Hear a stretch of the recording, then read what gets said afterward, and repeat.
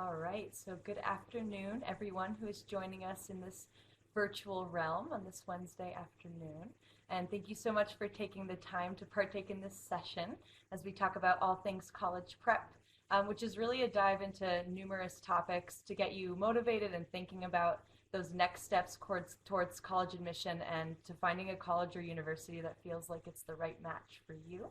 And we have two incredible presenters, school counselors, joining us today.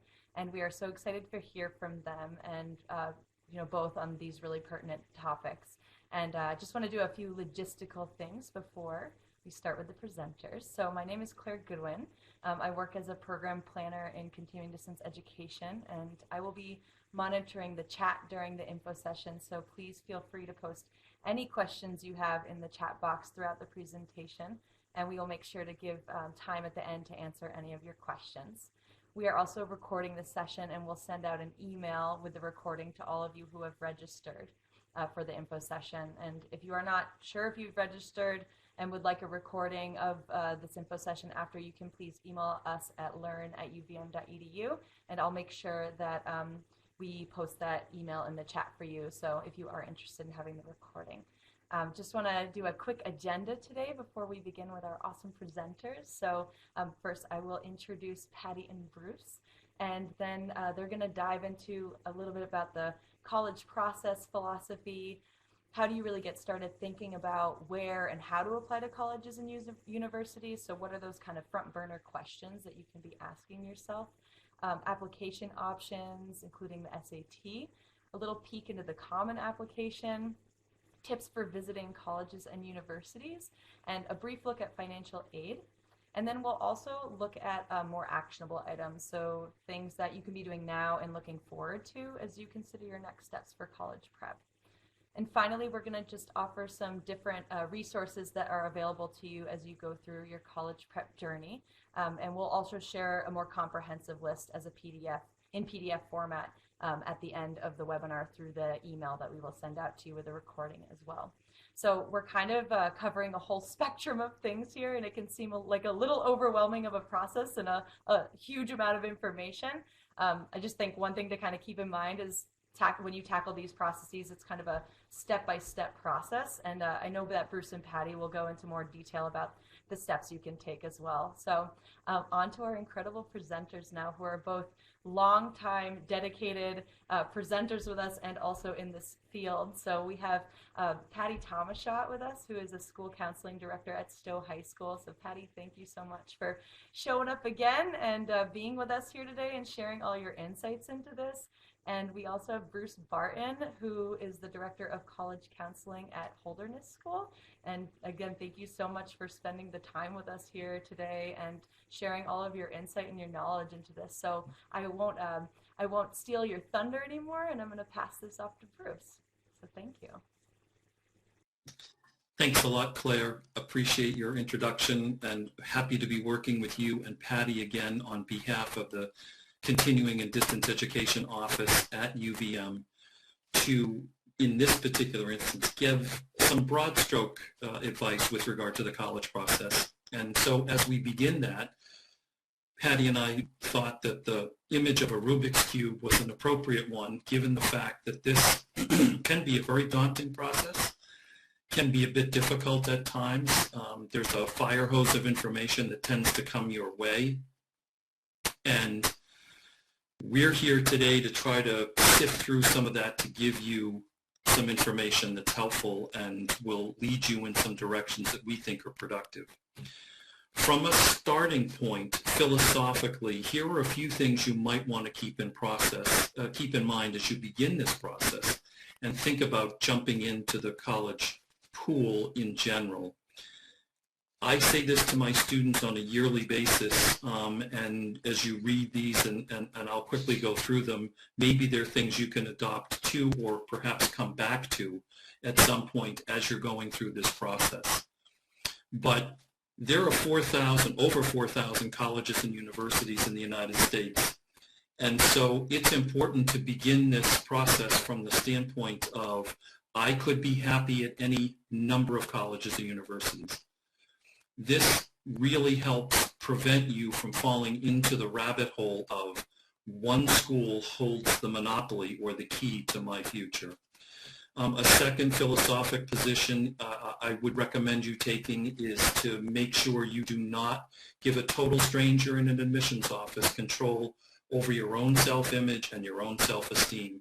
In essence, that's what happens when you submit an application to a college. And you want to make sure that you understand this going in, that the person, no matter how many email exchanges or conversations you have, in essence is a stranger. A third is to look at this and say, I can make this process okay by working ahead of deadlines. Deadlines really matter here, and if you can work ahead of them, that's even better. And finally, I'd like to suggest that this could be a moment of self-discovery for you. You're going to learn things about yourself by doing this process right. I recommend to students that they keep a working journal so that they have a place to go to, one place to go to where they're writing down their thoughts. I'll come back to this when I get to visits, but I think overall it's in general a good approach to take as you start the college process. Okay, so some philosophical starting points out of the way. I'm going to turn it over to Patti, who's got some advice with how to get this whole process started. So as Bruce said, where do I begin? And I always tell my students, think of it as a product, something you're going to purchase.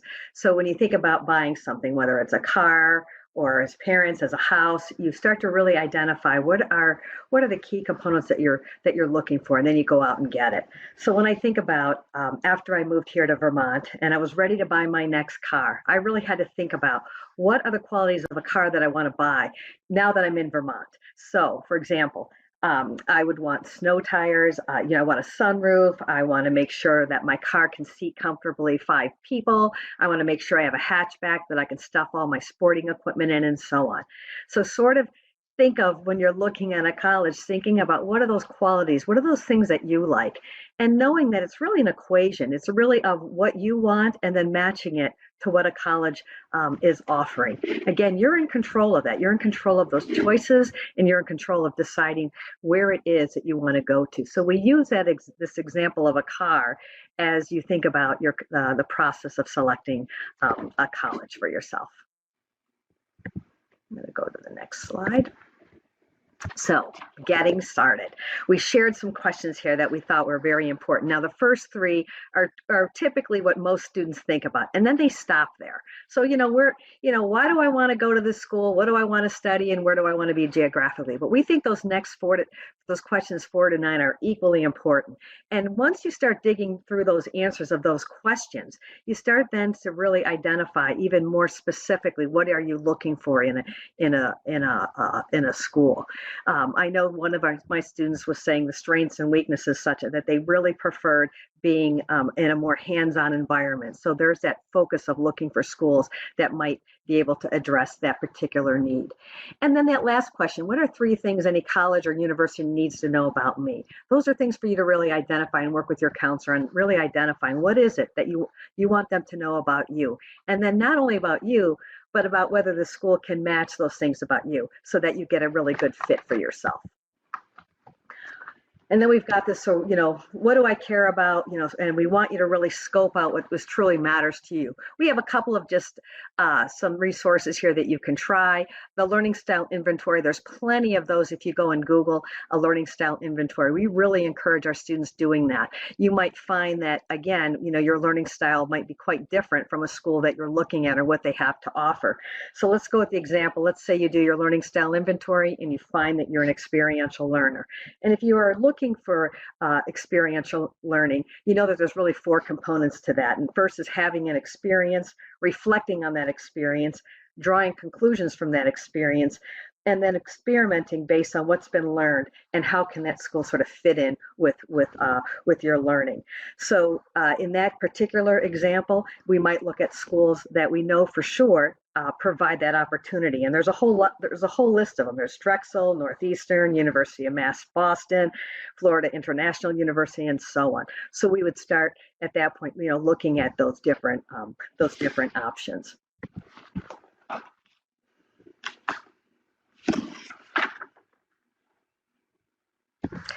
And so at this point, I think this is you, Bruce. Yes. But thanks, Patti. As I heard you go through some of those questions, it just became so clear to me how those reflect back on this sense of self-discovery, don't they? That the answer to a lot of these questions are fundamentally about really finding out what you want and what you like and how you can best pursue those passions. I'm going to pick it up there and talk about constructing a list, making sure that you have a balanced list as you go forward into this process, and rating things in terms of expectations. So as you begin to put your college list together, it makes sense to, from our standpoint on the counselor side, to keep in mind, how is my list in terms of difficulty of getting into, selectivity of the college. So for my students, I tend to use 4 ranges that I will put their colleges into. Far reach, where the expectation level is about 25% or less. Reach, where you're somewhere from the 25 to 45% acceptance rate level. Possible, so you're lining up quite well with that particular institution, but who knows in any given year. And then likely means your chances for acceptance into that school are quite strong. It is our counsel and recommendation that as you construct your list, you're certain to have schools from each one of these categories. There are some students and families who say or approach this with the philosophy of, I'm going to have 7 or 8 or 10 far reach schools and 1 likely school on my list that I'm comfortable with, and nothing in between. And while you can have a successful process that way, it is also likely that you might come out of it with just the 1 acceptance, that's your likely, and a whole backpack full of rejections because you haven't taken advantage of the mid-range, if you will, the reach and possibles. Your guidance counselor can help you with that. Looking at selectivity ranges as they're listed on a college's website will also help you find the spot where your schools match up so that your list can be balanced. In terms of how to find colleges for you, there are a whole slew of resources available for you. We've listed some here, and as you go back and look at this, perhaps in a spare moment down the road, you can click into any of these, and they're going to help you construct a list based on the indicators that you put in. I'd like to be urban-based. I'd like to be in a suburban area. I'd like to study particular areas, maybe engineering, maybe marine biology.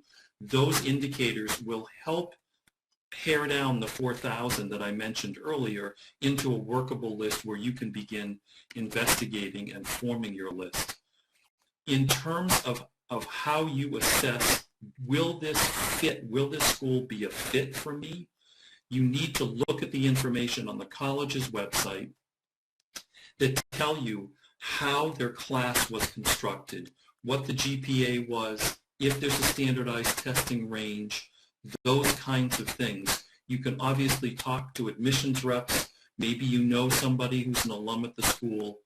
And as you're going through touring, whether it's virtual or in person, you can begin to ask questions to see, is this an actual fit for me? One tip with regard to that, it probably makes sense for you to think about looking at, as strange as this may sound, the mission statement of all the schools on your list, or as you begin to construct your list. These will tell you what direction your school is pointed in and whether or not it's sounding like something that squares up with you and your own thoughts. There are some more things to think about as you go through and consider fit. Obviously, you want to have people around you that you like. Can I be myself there? These are all great questions for you to consider. With that, I think I'm going to pass it back off to Patti to talk about myths, the essay, the curriculum you should be pursuing as a high school student to get into the best college possible. Thanks, Bruce. Patti. So there's a lot of misinformation that's swirling around, and we know that rumors die hard. So Bruce and I have identified some of the myths that we know that you've heard or maybe there's one or two that you may not have heard, but we wanted to make sure that we look at a couple of these. And the first is that, college is really hard to get into. Well, what we do know, what the data shows us, is 2/3 of the colleges offer admission to 2/3 of the applicants. So that comment that it's so hard to get into, simply is exactly that, a myth. College is incredibly expensive. Well, many colleges offer different types of financial aid, and there's grants and loans, there's work study, and what we do know is that tuition rates also vary, and there's even merit aid. So sometimes a school may look very expensive, and then when we really look at what the offer is when it comes back to you, we find that it's actually can be a pretty good bargain. So it's not incredibly expensive. There certainly are those out there that are expensive where maybe you don't get some of that extra financial support or help. But every student has an opportunity to find an affordable place to pursue a college degree. Another one that we see often is I have a better chance of if I choose undecided as my major, because later on while I'm in that school, I'll be able to transfer into engineering, or nursing, and it's just a lot easier to transfer. And that just simply isn't true. We will really work with you in looking at what are those transferring requirements for moving into different programs. Some schools don't allow you to do that at all. Some have a little bit more wiggle room, but it's really important to know that, know that up front. And that's why we wanted to share a few of these myths with you. The college essay, I know many of my students always get very nervous over the one, especially this one that says, why this college? And, one thing that Bruce and I can share with you is that if you do your homework ahead of time, doing your homework such as identifying your core values, identifying your learning style, and those things that we talked about earlier, the why this college, the answer to that actually will become a lot easier because you've already identified that. And when you're looking for a college, you're trying to make sure that it matches those things. So that why this college is something that you can answer a lot easily. We know that students typically will write about size, location, weather, or ranking. And, you want to stand out. Those, we don't want you writing about that. We want you writing about something a little more specific. And an example that I can share with you is I had a student that said they were really energetic and really excited about finding a school where they can produce their own play and film. And so we looked for schools that would allow for that. So why this college? That essay answer then became discussing about a particular class that we saw in the course catalog, a particular professor that taught that type of subject and really identified that. And you could write something like that into why this college. So it's really important that you put your academics and interests forefront of your essay versus geography and size. The next we wanted to point out is how important it is that you have a class schedule in high school and even your last year in high school, that you really make sure that you focus on that core curriculum, that you have the 4 years of those subjects that we list right here on this slide. Even if you're feeling like I'm not going to go into science, or gee, I don't think I'm going to do anything with math, what's great about exposing yourself is to these to all these different core academic courses is that you might find a passion that you just didn't even know, that you didn't even think about. And some majors, you'll be surprised, some majors actually, you may not think that you'll need math or you might need another subject, but they are requiring those. So we're encouraging you to keep with your 4 years in, we'd love to see 4 years in all of those areas, certainly 3 to 4 in the other ones that we've identified. But we really feel it's really important for you to stick with that, stick with this type of schedule. And I think, Bruce, I'm moving on to you to talk about some of those application options. Thanks, Patti. I'm reading in the chat room too that there are some audio difficulties going on, and please know that we're working on those as best we can, and we'll try to get them resolved. And sorry for some that it's every fourth word or so that's coming through. In these next few slides, I want to talk about some of the nuts and bolts of the process and how it will play out for you.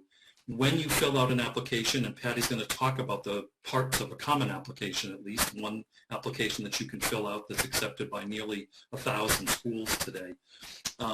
But you'll have to choose which track you want that application to go on. And here are the options typically. There are some other options that are nuanced and usually just of a few schools. So these are the big ones that you'll have to choose from, and unfortunately, not everybody has every one of these options. You can go regular decision, which is typically a due date somewhere between January 1st and February 15th of your senior year of high school. You can go early decision. There are typically 2 rounds, one that's due November 1st to November 15th, somewhere in there, or early decision round 2 between January 1 and January 15th.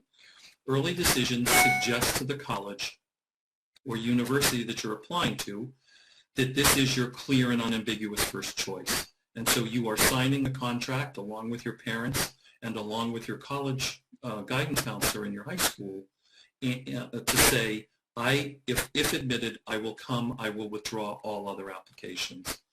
Again, not all colleges use or have early decision.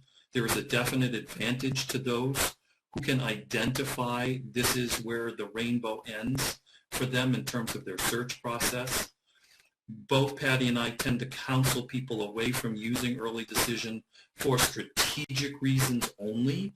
In other words, this is my best chance to get in and I kind of like this school. It's much better for you to be saying, this is absolutely where I want to go. If I got into any other school, but I also got into this, this would be where I go. Early action is an option or a track that your application can take at some colleges and universities. These are typically larger state universities and colleges that have early action, but it's an ever-growing list of schools. Early action is the same as early decision. Typically, the due date is somewhere between November 1st and December 1st. But it's a non-binding agreement. In other words, you will get an answer by January 1 or somewhere around there, but you're not bound to it the way you are with early decision. I forgot to mention for early decision 1, your decision will come in typically before January 1. For early decision 2, your decision will come in typically before Feb 15. And then finally, some schools use what's called rolling admission, which means once your application and all supporting material, transcript, recommendation, and so forth is complete, they will give you an answer inside of 3 weeks, typically. Very few schools have it, but some do.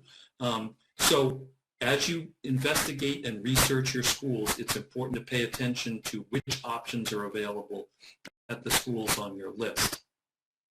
I just made reference to teacher recommendations. Colleges will ask anywhere from 1 to 2 teacher recommendations. A couple of thoughts about this. As you enter your senior year in September, if not before, maybe even over the summer between your junior and senior year, you can secure these recommendations with teachers. Typically, universities and colleges are looking for 2, one from within what's called the humanities curriculum. This would be English, foreign language, history, and one from within the math science curriculum. One note about this that I would recommend, and I know Patti shares this, sometimes students think I have to pick a class where I've been getting an A or an A+ the whole time I'm in there. And quite frankly, that's a little limiting for most of us, at least, in terms of their courses. What is appropriate here is for you to think about and select a teacher who can do several things. First, speak to your strengths as a student. And second, perhaps even as importantly, can identify a place in their classroom where you have had to struggle or grapple with a challenge and overcome it. Now, that may be a course that you got a B or a B- in. So the colleges are really interested in hearing those stories as much as they do, Jane was a wonderful student in AP Bio. Well, that's great, but it's also nice to add in the context of who are you, particularly when the going gets tough in a classroom and you rise to meet that challenge. Finally here, I want to talk about standardized testing. As a result of the pandemic, many colleges and universities in the U.S. have brought back their requirement on standardized testing. Prior to the pandemic, there were hundreds of colleges and universities which exercised or gave students the option of whether to submit standardized testing scores. That number was greatly increased by the pandemic, and many have stayed there now that we are beginning to emerge from the pandemic. So there are some of us, myself included, who don't necessarily test well on standardized testing. You happen to be coming into the college process at a very good moment in time. You can exercise the test optional selection and not take these tests. There are other students who do quite well on these, and if that's the case, you can take them and submit them as a credential, even at most of the places that are saying you don't have to submit them if you don't want to. It's just another extra piece that you can submit as you move forward into the application process. So I'm going to turn it, I think, back over at this point to Patti to tell us a little bit about probably the most used vehicle for applying to college coming out. Thanks, Bruce. So as Bruce just said, it's just the Common Application is most commonly used application. And you hear that phrase Common App, and I know if you're first applying to college or you're a parent, you're like, what does that mean? Common App, is that just a lingo or what is that? And Common App is really, it's a nonprofit membership organization that represents over 900 institutions of higher education. It's an undergraduate college admissions application that many applicants use to apply to again, more than those 900 colleges all over in the 50 states, as well as Canada, Japan, and some European countries. So I'm going to move to the next slide. So we won't go into heavy detail of the different sections, but these are the different sections of the Common App.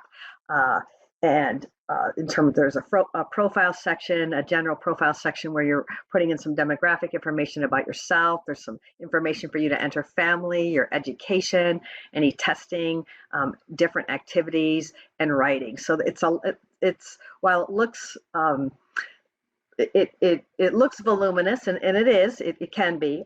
There are we wanted to share with you that there's lots of resources out there in terms of how do you go about completing a Common App, and they're free. But even the Common App itself, the Common App website has a great tutorial.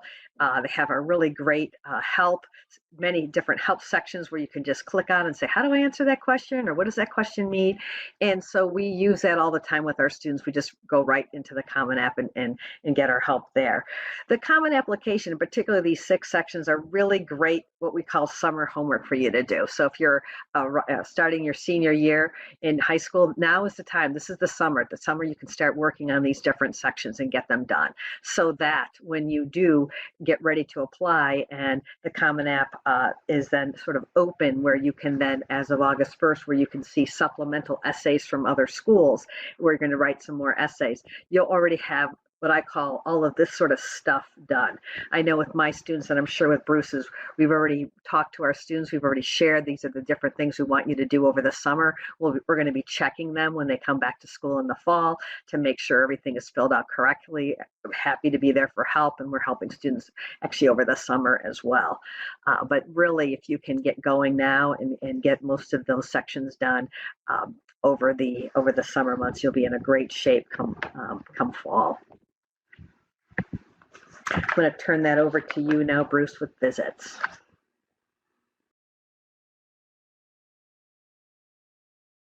A little slow on my unmuting. Appreciate it. And just to make one comment about the Common App, as much material as is present and presented there in the Common Application, if you sit down on any given day, probably within the span of a couple of hours, you can get through a pretty good portion of sections 1 through 5. The first 4 are really straightforward. 5 is asking about extracurricular. And section 6 is where the time comes in, because that's the essay. They limit you to 650 words. And you're going to probably need some support on that. One of the references, or one of the resources, sorry, on the resource tile at the end of this presentation is a fellow out of Ethan Sawyer out of Southern California, whose name goes by the college essay guy. I strongly encourage you to check his website because he's quite good. All right, visits. Visits to me are the happiest and funnest part of this. It's kind of a good old-fashioned road trip again. Why would you make a visit if you possibly can? Well, many of us are excited about coming out of the pandemic, so it's good just to get out and walk a campus again and be welcome into an admissions office. But more importantly, it sends a signal that you are interested in the school. So make sure when you do go visit, you go into the admissions office, you register the fact that you're there because you've taken the time to do it. They often take down your information, send you some mailings, that kind of thing as a follow-up. It helps the school get to know you and your interest. It helps you connect with people at the school, both of which are really critical and important as you go forward with the process. A few tips with regard to visiting. These are all pretty straightforward. If I were you, I would explore the website before you visit so that you're not raising your hand in an information session and asking a question that's easily answered on the website. I would prepare a few questions. You're going to have two parts to your visit typically, a tour, and you'll be part of a big group, and it's kind of hard to ask questions there, although sometimes it's possible. But then an information session where there's usually a couple of those a day, and there's a couple of tours a day. In those, you can ask a few questions, and it would be good to do that. On the walking tour, it's nice because you're typically with a student to ask about what are the hot button issues on this campus, what are students geared up about, will professors know me by my first name when I graduate? Will I know a few professors by their first name when I graduate? Those kinds of things are sort of a little bit out of the box questions that you can get some terrific answers on. I strongly recommend to students going back to the journal that when they hit the car after a visit, they take down some notes before you begin a conversation with whomever it is that you're traveling with, a parent, a guardian, a friend, an aunt and uncle, maybe an alum from the school who's a friend of the family. Give yourself a little bit of time to take some notes and write down some reflections, and ask that whoever you're with give you that 20 to 30 minutes to do that, and then begin a conversation. I think you'll find that's really interesting and helpful. Of course, you want the advice and counsel of close folks in your life, but it's also important for you to get a chance to put down your own thoughts and your takeaways before others begin to voice theirs. Okay, so those are a few tips about visiting. Here's Patti again with commentary on the important financial aspect of this whole process. So another way to look at this slide too is another title is paying for college, because it really is about having some support with financial aid. And you will hear us talk about, you'll hear the phrase FAFSA, CSS, NPC, and you'll be like, oh my gosh, what are they even talking about? So we spelled it out for you what they all mean. And you'll hear that in schools when you do college tours. They'll use that those same phrases: FAFSA, CSS, NPC. So the FAFSA is, as it says up here, it's the free application for federal student aid, and this is the federal loan application to be considered for government and state grants and loans. And then there's something you'll see here that's called the College Scholarship Service, the CSS profile. And this is administered by the College Board, and it's used by nearly 300 U.S. institutions. It is more extensive than the FAFSA, and you'll be able to tell, when do I do the CSS? You'll be able to see that when you go to the college website. There's something called the Net Price Calculator, the NPC. I really like this. I refer to this a lot with students. And this is actually, the federal government now requires all colleges and universities to have their NPC on their website. So what is NPC? Well, it's the amount a student pays to attend an institution in a single academic year, after subtracting off scholarships and grants that the student receives. So I like NPC for that reason. It really gives a clear indicator of what my actual costs are versus, seeing that sort of broader part on college websites where you might see, oh, here's a tuition, here's room and board. This is a really nice way to put it all together and then subtract out those scholarships and grants. And it gives you a really clear picture of what you're going to pay for. And for many of my students, that's just super important. And I know for many families are like, yeah, I really want to know that because I'm going to be the one footing the bill. So it's super important to be familiar with that tool. And please. I just wanted to put a quick plug in here that next week on the 14th, there's another webinar that we're hosting that's called Financing Your College Education, and that's going to be, our presenters are from the Vermont Student Assistant Corps, and they're going to be talking a lot about kind of those daunting questions around paying for college and different loans and different scholarships that you can be looking for. So I'll pop that in the chat here. That's the event that you can click on and register for that the same way that you did for this one as well. Thanks, Claire. Just so you know, also in the resources, there's some other help that you can get too. There's Pell Grants. You're going to hear about federal Perkins loans. You're going to hear about federal work study and a federal Stafford loan. They all have their own unique ways to get aid, but we wanted to point out that that's out there as well. So Bruce, I'm turning this back to you to talk about fit and match. Excellent. Thanks, Patti. And for those listening and still hanging in there, thank you. We're coming very close to the end of our presentation where we'll be able to take some answers. Before we get to specific action steps for grades 9, 10, 11, and 12, those students who might be in on this webinar, a final thought on fit and match. You are going to, as you enter into the college process, you are going to hear a ton of news, conversations with friends, with family, in social gatherings around the college process. In fact, if you pay attention to newspapers and other publications, you're going to notice, for instance, from September, actually in August, that every week major news sources are going to be coming out with stories about the college process. It is really easy in this torrent of information to get derailed or off track from your goal. Your goal should be to find a college or university that fits you, that matches you. The sticker on the back of your car or your parents' car matters less than whether or not this school was playing to your strengths and giving you opportunities. I like to say to the students that I counsel, your college should be a place where you can make friends and learn new things, where you can be pushed academically but not crushed. Who wants to spend 7 days a week, 18 hours a day in the library?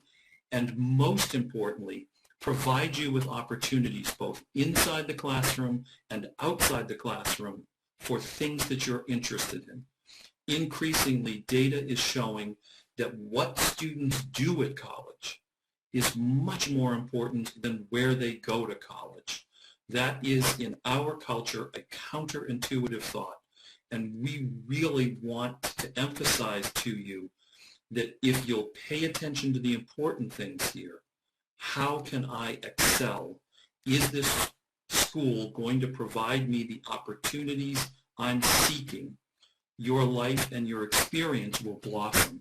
So keep that in mind and don't just pay attention to perceived prestige or reputation, because they can often take you away from your goals. With that, I'm going to turn back over to Patti. I think the next slide is focusing on 12th graders and the quick to-do list. These would be rising 12th graders. Yep, these are those that are entering very soon in August. And so we wanted to give you some real concrete things that you can do. Sometimes just having a list like this makes it a lot easier after listening to us talk for the last 40 minutes or so. So the first is, again, finalizing those teacher recommendations. If you haven't already reached out to teachers to ask them to write you a letter of recommendation, we're encouraging you to do that now, even through an email. I encourage my students when they ask that they ask before they left at the end of their junior year, and then they follow up with an email and they attach a resume. And this is so that the teacher can see, learn a little bit more about you in addition to being in their class. If you haven't done that, now's the time to do that. Now's the time to reach out. Those essays that we've been talking about, this is a good time to fine tune those. I know in my school, we've had some of the students start some of those Why This College essay in May and June, so they're fine tuning them now. If you haven't, now's a really good time to start thinking about that, start doing a draft. Going over and over and over and over your common application, making sure that you filled out those sections correct. As Bruce said, those first few sections are really easy in there, but I have seen students that have misspellings in it and rushed through it so quickly because they said it was that easy to do. And nothing's worse than seeing those really easy sections have a whole lot of error. The next is the financial aid. There's lots of information out there about financial aid on college websites. This is a good time to start looking and looking at that and identifying what that might mean for you and your family. We're underscoring to asking for help, whether it is folks in school or other trusted adults that you feel really safe with that can give you some really good, honest feedback. We're encouraging you to seek those folks out. Certainly, as college counselors, Bruce and I we've seen it all. We've helped lots of students, and we are more than happy to keep answering questions. And please don't hesitate if you think it's a silly question or you're saying, gee, I know I asked Patti or Bruce this question before. Ask again, just keep asking. We're there to help. And then it's always fun to find someone that you can bounce off some of your ideas. So I know a couple students of mine have a couple teacher mentors that they've done that with. Others have a coach that they might want to take a look at something. There's nothing wrong with sharing information and getting some new ideas. So this is why we're saying for 12th graders, this is a great time. You're in a really good spot right now in the summer to have some of this time to do some of these things. And I think yep. Thanks, Patti. Yeah, and those rising 12th graders, looking at that list, I can see some of you might be saying, oh my goodness, I'm already behind. Nope, no problem. You can pick this up when it's appropriate and good for you to pick it up. Part of our goal, I think, as guidance counselors is to try to make the fall of your senior year as happy and pleasant. There's going to be some stress, but as minimal stress as it can be. And I think if you front load some of this, going back to an earlier slide, if I can work ahead of deadlines, it'll just make the process easier. If you're in the 11th grade, this might seem like a distant future star. I have some counsel for you. Your rocket ship is approaching more rapidly than you might think to that star. There are some things for you to do. I don't know that I need to spell every one of these out, but when a college admissions office begins to assess your application, the first thing they're going to do is look at your transcript. And so continuing to do well in classes is critical. They're going to want to see some involvement by you outside of the classroom. Here, the key words are depth is more important than breadth. In other words, you don't need to be involved with 18 activities. Just pick a couple, one even, that you really like and dive deep. You could start looking into standardized testing and maybe even doing some free online prep work for that. Khan Academy offers some free prep work that's quite good. You can consider alternatives if what you're seeing in terms of your own life circumstance probably isn't going to allow for 4 consecutive years at a college or university to get your degree. Maybe there are some alternatives you can consider. And then there are no doubt workshops available at your high school where you can build a list, write an essay, start the common application, participate in those in the 11th grade so that when you're sitting next summer thinking about, I'm going to be submitting an application sometime in the next 60 days, you will have some experience and knowledge to bring to that as you do it for real. Okay, so now I think we're going to 9 and 10, and this is back to Patti.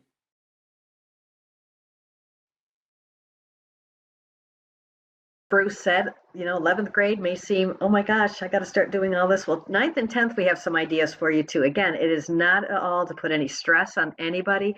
It's just to give you some ideas and start thinking. It's never too early to start thinking ahead. Certainly the first one, as you saw on the last list, is continuing to do well in your classes. It's really important that you continue to ask for help when you need it. Don't fall behind. If you feel like you're getting behind, ask for help right away. Many of you have already selected your courses for the fall with your school counselor. I know many of my students sometimes have a tendency to want to change some things around after thinking over the summer. That's a really good time to contact your counselor, either at the end of the summer or before when school starts, to do that. It's a good time for you to even consider things such as a job shadow. I mean, I had a student that said, they're really interested in this field or that field, and we do try to work with our local community members to set up job shadows. Now, certainly last year with the pandemic, it was very difficult, but I'm feeling pretty confident that we'll be able to expand that and start that back up again. Certainly, there's great opportunities here at UVM. The Summer Academy is awesome. We always encourage our students to participate in that. If you're going on vacations and you're hitting different cities, and even if it's a school or a college that you're driving by and you're thinking, I don't want to go there, we always say, stop anyway. Just walk through the campus, get a feel for what college campuses look like, feel like. Sometimes you'll find students that are there in the summer. You can stop them and ask them, what do you like about this place? Would you come here again if you had to select it all over again?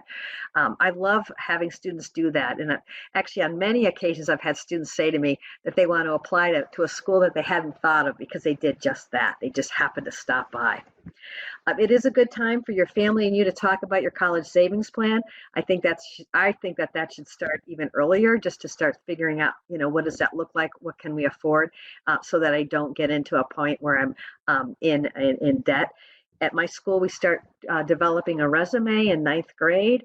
It's just a place to capture things, capture your activities, capture any awards, capture any clubs that you're in. It's a really great way to start keeping track of things, even including your community service.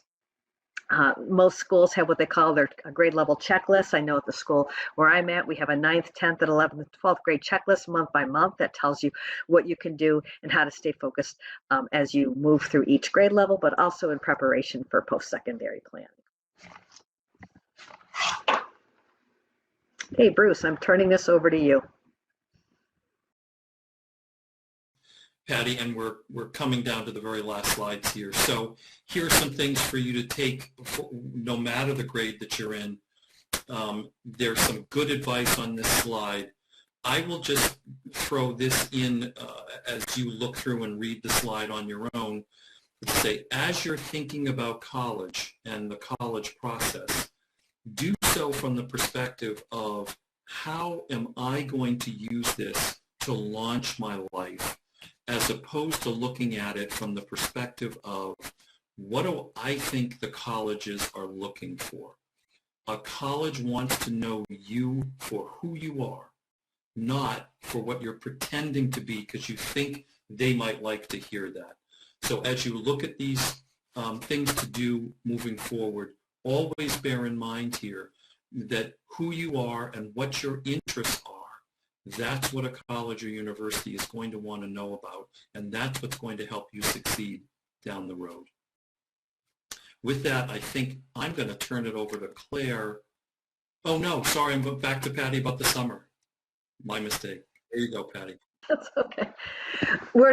This is a list that Bruce and I were brainstorming about because we get asked all the time, what are some things I could do over the summer? What are some ideas? And sometimes we sort of get stuck in one or two things. So I'm not going to read these all to you. We just wanted you to know that there are some really creative things that students have done that's why we've added them here to this list.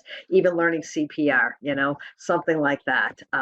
Studying, we had a student that was studying photography over the summer, just on their own. So we are just sharing this list as a potential, to get some ideas flowing. I think our second slide has even more ideas. So we put this out there so that when you're a student and you start thinking, how can we make the best use of my summer? in addition to a part-time job, which is a really great thing to do. I often get asked that, is part-time jobs, worth having? And colleges do like to see things like a part-time job. It shows punctuality, it shows responsibility, and so on. But in addition to that, it's also good to sprinkle your summer with some fun too. And that's why we have these other ideas on this slide here. And that bottom one, relax and having some fun, is also pretty important too, especially after this past school year. And I'll turn this one over to you, Bruce.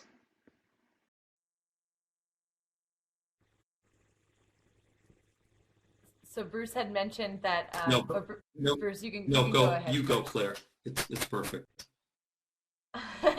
It's been a nice back and forth during all of this. So this last slide is just a few resources for parents and students as you're considering college prep. Bruce had mentioned the college essay guy, and he's great. I also third that. Great for tips on writing essays as well. mynextmove.org is great for career exploration. But we're going to send you out a list, a PDF of these that also has other resources as well. So keep your eyes open for that in the next few days. And I just wanted to add on what Patti had said before, you've also joined a webinar this summer. So that's something else that you could do and learn a lot from that. And so we're opening it up to questions now. And I see we have one in the chat from Deborah who asks, and Patti and Bruce, I think you can just kind of popcorn this one, but Deborah says that we were advised that SATs and ACTs were being waived. How do we know what school is the right fit without those scores besides grades? I think it's a really good question, and I think part of the answer to that question, you as the potential applicant at the college or university need to ask them about. In other words, asking a college, since you're taking away this credential of qualification, if you will, what other factors are you specifically considering to make an admissions decision? Grades definitely will matter. I will tell you from my experience, involvement outside the classroom, and a key word that a lot of college admissions officers use is impact on campus. That is to say, what has been the impact of the student, whether in the classroom or outside the classroom?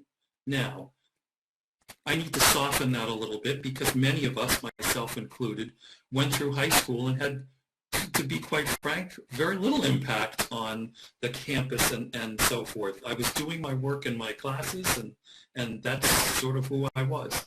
Impact can mean a variety of different things. Modeling excellent study habits, modeling participating in the classroom, modeling kindness in the hallways or in clubs, groups, and organizations. Those are all impacts too. So don't be thinking that this is, oh my goodness, I am solving the heating problem in my town during the winter. That's terrific if you're doing that, but most of us are just going about our lives and making an impact, and that's something to consider as well. Patti, do you have anything to throw into that too? I was going to say, it goes back to that question that you have there, the right fit. Remember, the fit has to be right, not only for the school, but for you and your student as well. And I go back to the resources that we talked about earlier. And there's one in particular that we pointed out, which is Stephen Antonoff's College Match survey. It's lengthy, but he's spoken. He's a speaker internationally about this particular survey and how it really identifies, again, even gets down to your core values, finances, and so on.